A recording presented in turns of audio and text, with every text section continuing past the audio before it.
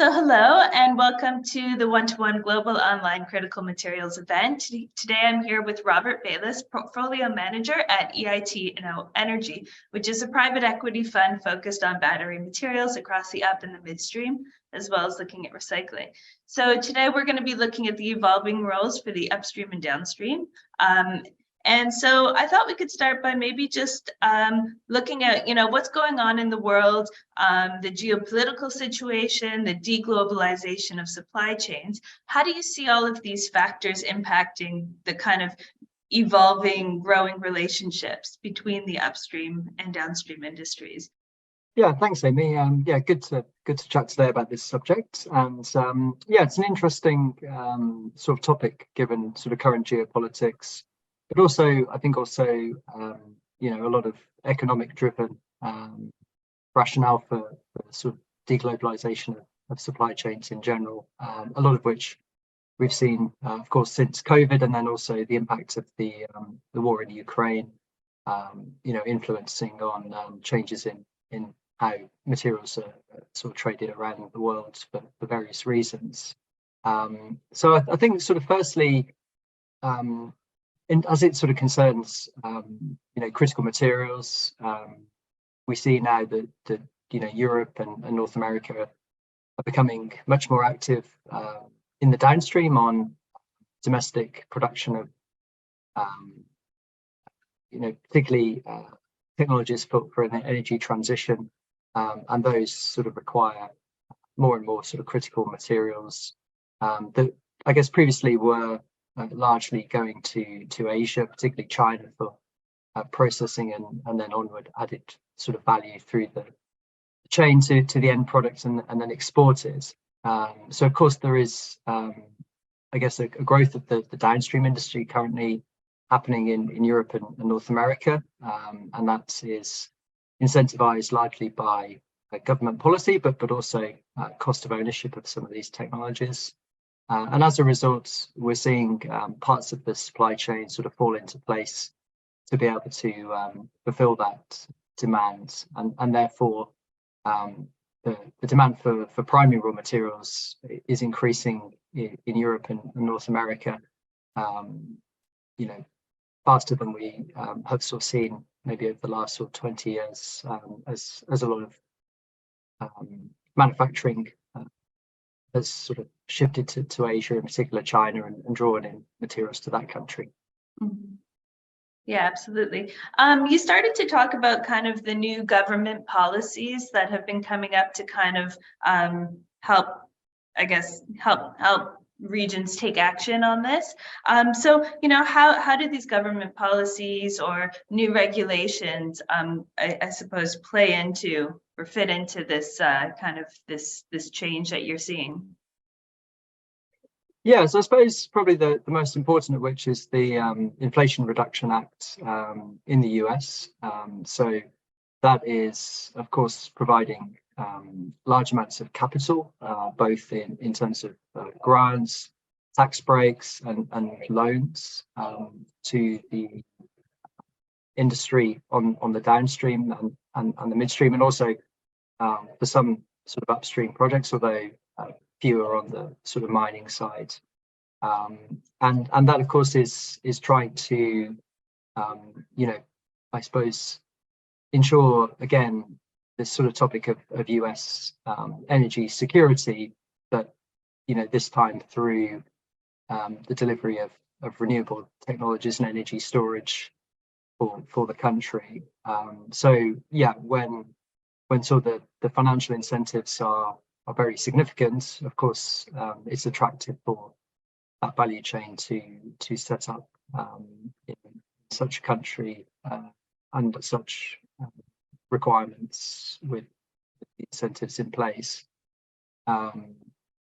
then in Europe, now we, of course, I think a particular sort of driver has been, again, the sort of war in Ukraine and the impact that's had on energy costs in Europe and the supply of, in particular, gas from Russia. So, of course, the policy with Repower EU is to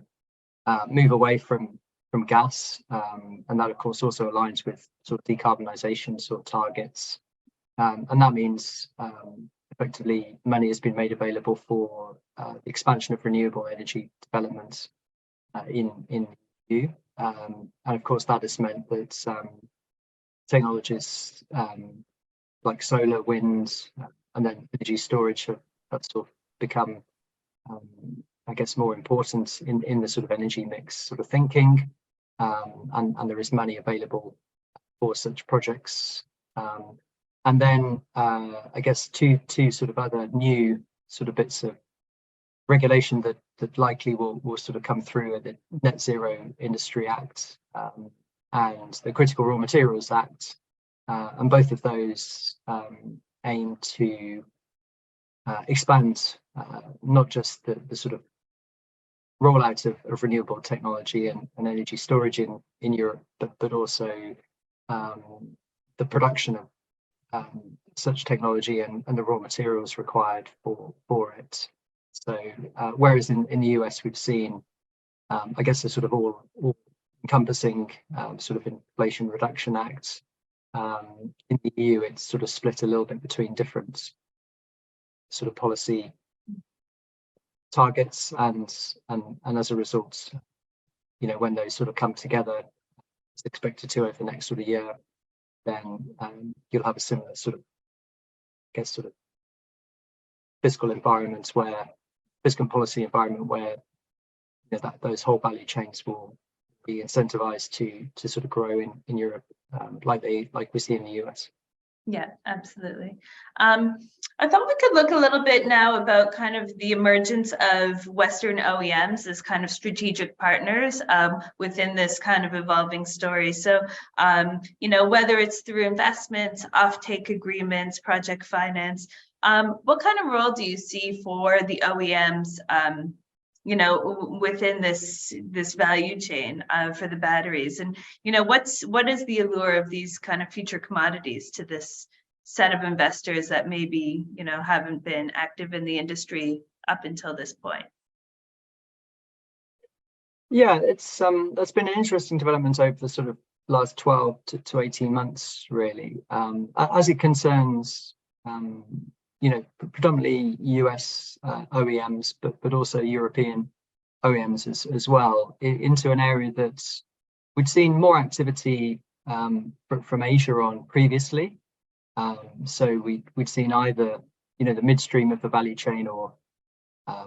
you know, perhaps sort of refinery, or sort of maybe even downstream sort of customer interest in raw material financing and supply outside of the sort of country that those entities were based in, and of course, you know, a similar situation exists in North America and Europe as it does in Asia today, that a lot of the raw materials required for energy transition are not available in large supply domestically, and I guess you would say that sort of global South has much richer resources of said materials, and therefore attractive for sort of partnership opportunities between sort of mid and downstream entities and sort of upstream projects that would be able to supply those. And building on that, I suppose now that we're seeing, as we discussed before, the sort of shift in sort of actually, you know, more of the sort of value chain and the industry and the demand in North America and in Europe for the raw materials, then they become more strategic to those industries and those sort of eventual sort of users, the kind of product manufacturers, and hence, as we saw in Asia, there's a drive to sort of secure that because of the sort of criticality of the materials for the end product. And I suppose we sort of seen various sort of offtake arrangements coming into place for strategic and critical materials. It sort of seems, I guess, relatively natural that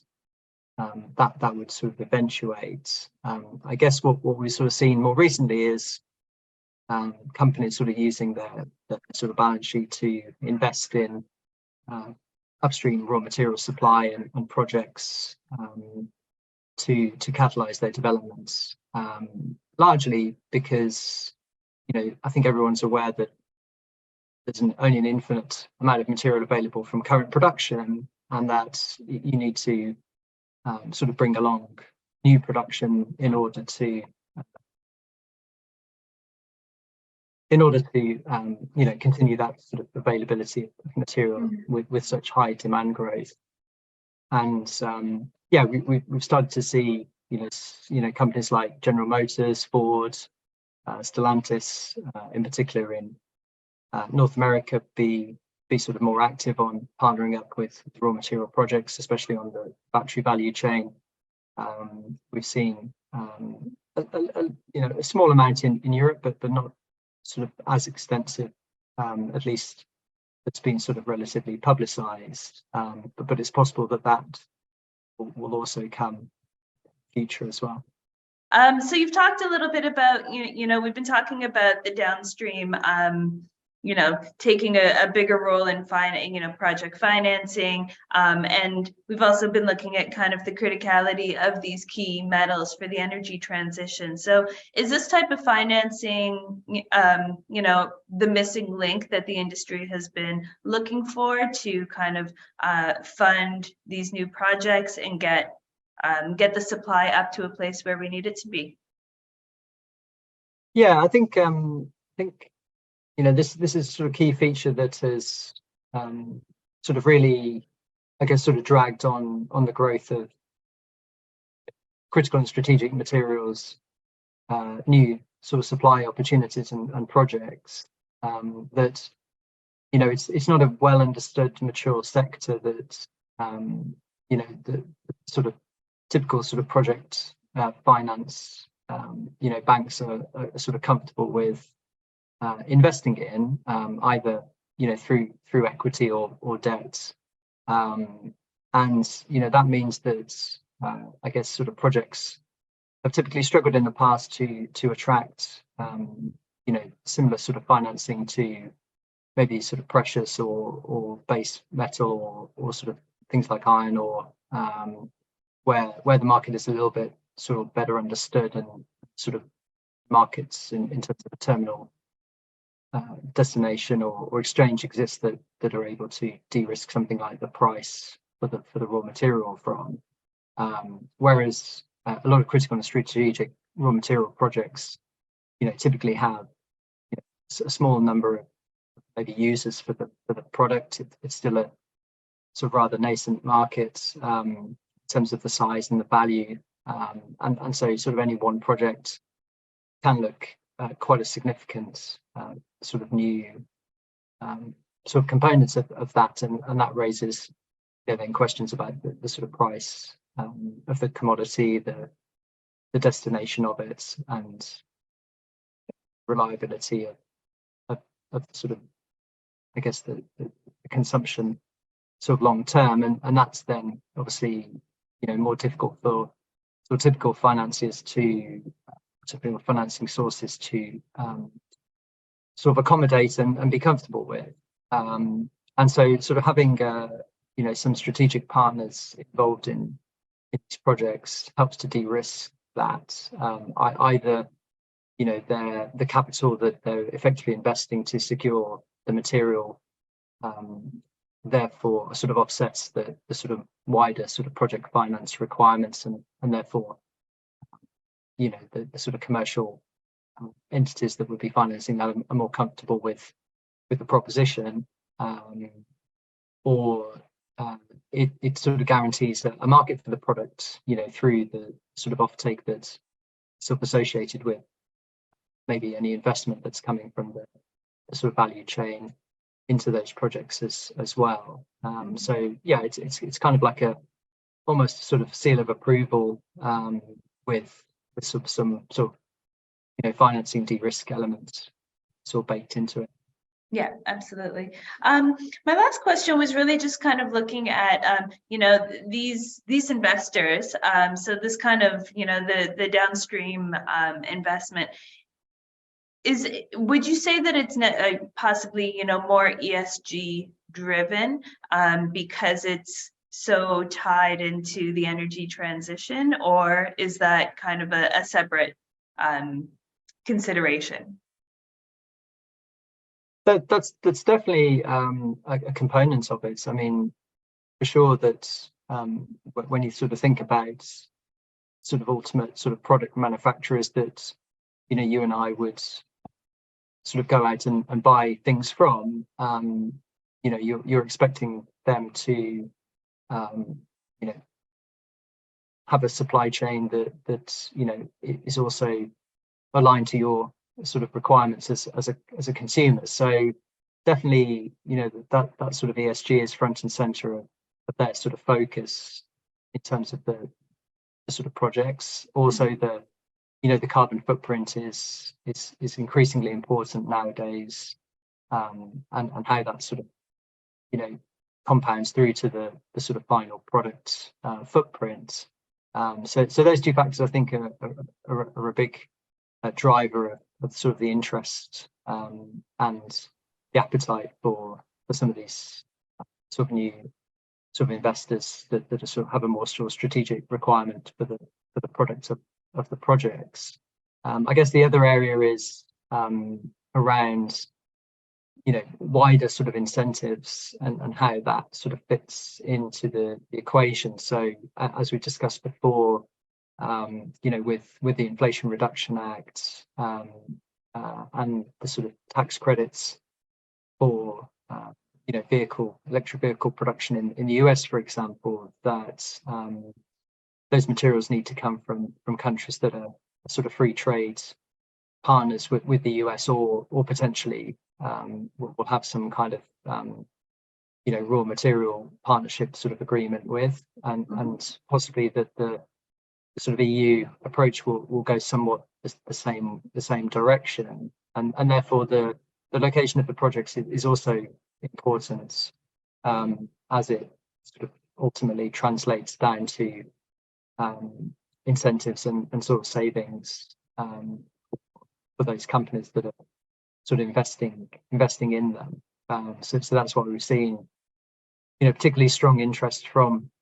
North America into Australia, for example, because there would be the sort of ESG sort of stamp on those types of projects there. That there's also the sort of free trade proposition that delivers, and also for some of these projects, products that will be able to sort of fit into a value chain that may be more domestically aligned, rather than having to send that product through, for example, Asia to process it first.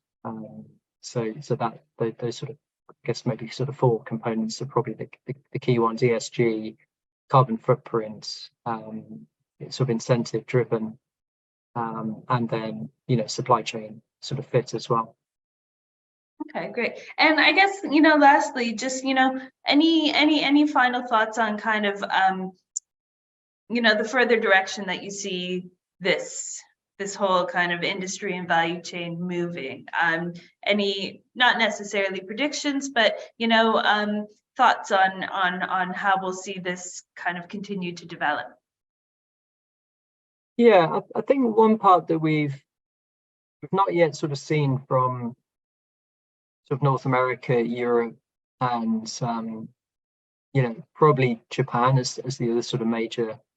sort of consuming market for critical and strategic materials is the activity of the sort of, I guess what you sort of say is sort of state sort of funds, banks into the sector, aligned to either sort of industry or sort of government relationship building with raw materials. So if you take the example of say Japan, Japan has been very active in overseas raw material project developments, but has been very light on what you'd say is sort of true critical and strategic materials of the more sort of nuanced ones. Yet yes, we see big investment from the Japanese in say Chile or Argentina for say copper or maybe into sort of Australia with iron ore, or maybe Africa for other materials. But we've not seen that so actively for critical and strategic raw materials, and even less so from North America and Europe on the sort of state based approach to sort of, I guess, financing and securing raw materials. And so the question will sort of be, all of those countries have the desire to form partnerships for raw material supply with, the kind of, as we sort of said, the sort of global south that sort of has more raw material focus, and probably also, countries like Canada that traditionally been big raw material suppliers as well for North America. Where and sort of how will that sort of look? At the moment, there sort of isn't necessarily a very good setup of sort of financing access for sort of backing out that kind of requirement, but that's what we may see sort of emerge, is sort of more of a sort of, I guess, a JOGMEC type entity sort of approach in North America and Europe that will use or sort of de-risk financing using sort of state bank or sort of government capital to sort of finance the development and the production of raw materials that will ultimately benefit the kind of downstream industries that are sort of traditionally the big driver of economic development in sort of North America, Europe, and say Korea and Japan. Yeah, absolutely. Well, certainly, a lot to be kind of looking out for, as this continues to develop. But yeah, anyway, Robert, thank you for joining us here today at the one-to-one Critical Materials Online event. And we look forward to kind of hearing more from you as this continues to develop. Yeah, thank you, Amy.